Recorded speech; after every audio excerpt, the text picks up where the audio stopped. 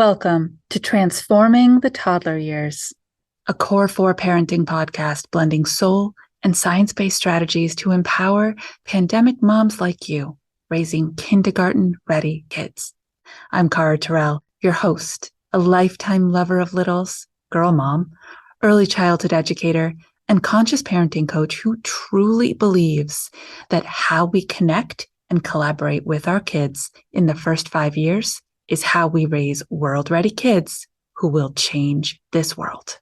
Before I dive in, I want to shout out the amazing mamas who are in my 12 Days of Christmas Toddler Tips Challenge. We're about halfway through, and it's not too late to join us. Come on into our private Facebook group where we are tackling one challenging toddler behavior a day through song where I sing to you. And then we're processing it together, taking the tip that I offer you, implementing it, and having a conversation about what's working and what's not. Just go to caratyrrell.com/magic and join us to make some serious holiday magical memories.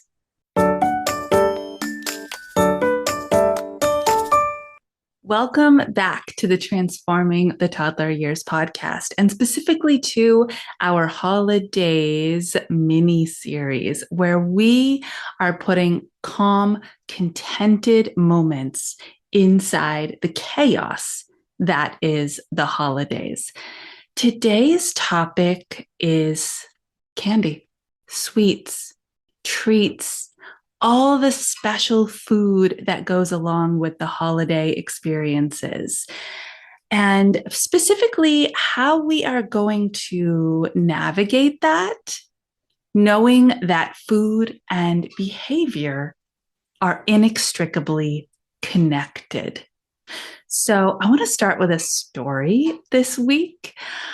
The holidays are not just Christmas, right? We are talking about all the holidays over the 3-month period, quite honestly. Halloween, Thanksgiving, Christmas, Kwanzaa, Hanukkah, whatever you celebrate, these are out of the ordinary daily experiences that you're having.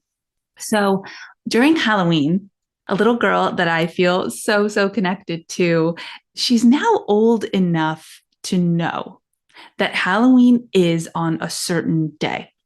It used to be that we could just go to trunk or treat, and that was great. Halloween done, check. But now she knows, as a kindergartner, right, a wise 6-year-old actually, that it is on a specific day. And so she said to her mother, I want to go trick-or-treating on Halloween. And her mom thought, oh, I really wanted to do the trunk or treat, right? It's safer, it's more contained, it's just a few trunks, you're done. And so she had a decision to make. And the way she put the decision to me was, I have to decide if I want to give her opportunities to get more candy or not. And I just thought this was such an interesting way to look at the choice. How do you look at that choice?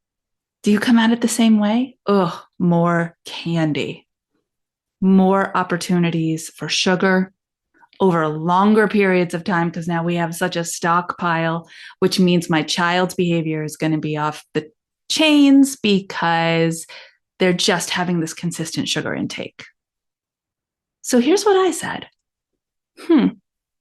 Okay, what if the choice was the experience?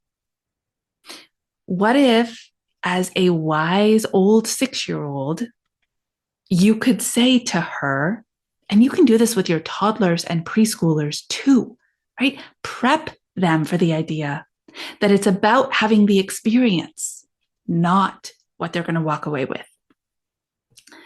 If you want to do trunk or treat and Halloween, that sounds like a lot of fun. Fantastic. We can go both, but you can only choose to bring home the candy from one of the events. Whatever you gather from the other, we're going to give away.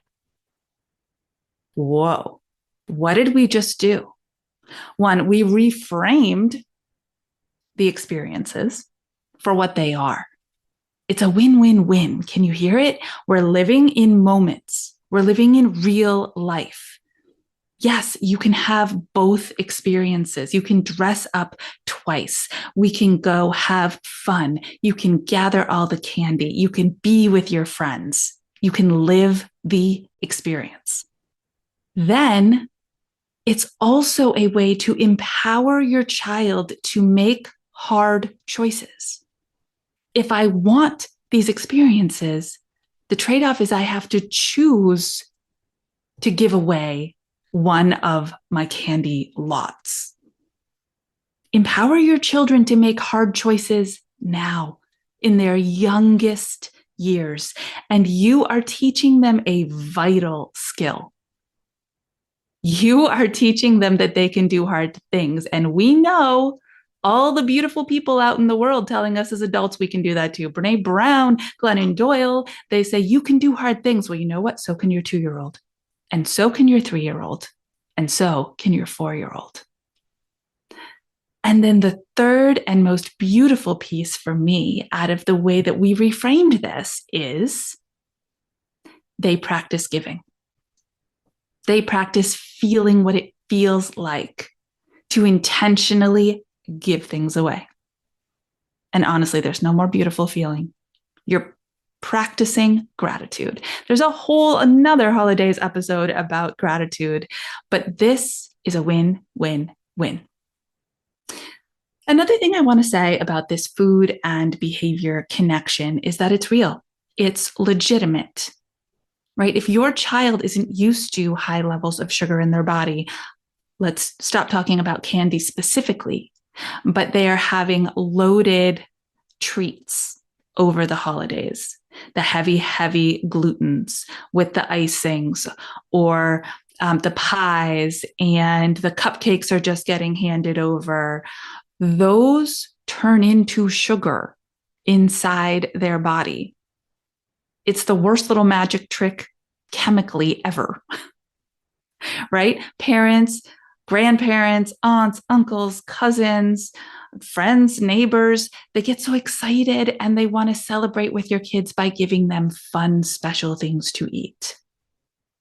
But the downside is that your child's ability to emotionally regulate tanks when that chemical reaction is happening inside their body. And there's so much else going on already.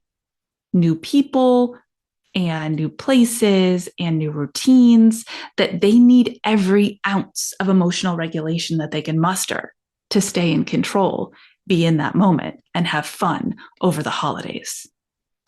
So here's a fun thing that I love to do. I teach my clients how to do this. And again, we're going to empower our children to take control of their food choices. We make tokens. Treat tokens. And it's an activity that you do with your children. Get creative, get fun, get out the colored paper and the safety scissors and have them color all over it, draw all over it. What's your favorite treat? You can't wait for grandma's pumpkin pie? Me either. Okay, draw me the pumpkin pie. If it's a scribble, it counts. If it's creatively coming out of their brain and it's on the paper, it counts. Okay? It's not about what it looks like. It's about their process. Make your treat tokens and make a ton of them. Just have so much fun with this activity. And while you're doing it, talk to your kids. Every single one of these is going to be turned into a yummy, delicious holiday snack or treat, something special that you don't normally eat every day. You're getting them excited. You're getting the buy-in. Now, here's what you do when you head to the party or you go to grandma's house. You say, hey, today's a special treat kind of day. It's a holiday. So you get to have, you make your decision. I'm going to say 3 3 special treats today. Whoa, 3? That is such a special day. Here are your 3 treat tokens. I want you to hold on to them in your back pocket or your little, whatever it is. You are empowering your child. It's like you're giving them money, and they have to spend it, and they have to budget it, and they have to use their cognitive planning to say, is this the one I really want to spend this on? Is this the best special treat I can think of that I want? And throughout that day, whenever they ask, can I have a cupcake? Can I have this? Can I have that? I want this. You say, oh, all right. Is this one of your treats that you're spending your treat token on? And they literally have to hand it to you and trade it in like they are at the farmer's market with their tokens. And then they get the treat. I hope that you can see how powerful this is. This is beyond you having a power struggle around sugar. Oh, this is your last one of the day. We're not having any more. Got it? You hear me? That's it. You've already had too many. That is the beginning of a big power struggle. You have empowered your child from the very first moment they enter that experience to know they are in control of their choices. And they may have choice regret because they're little. They might think the lollipop was really the thing they wanted, but when their treat tokens are gone, they're gone. You know that you've limited the amount of sugar inside their body.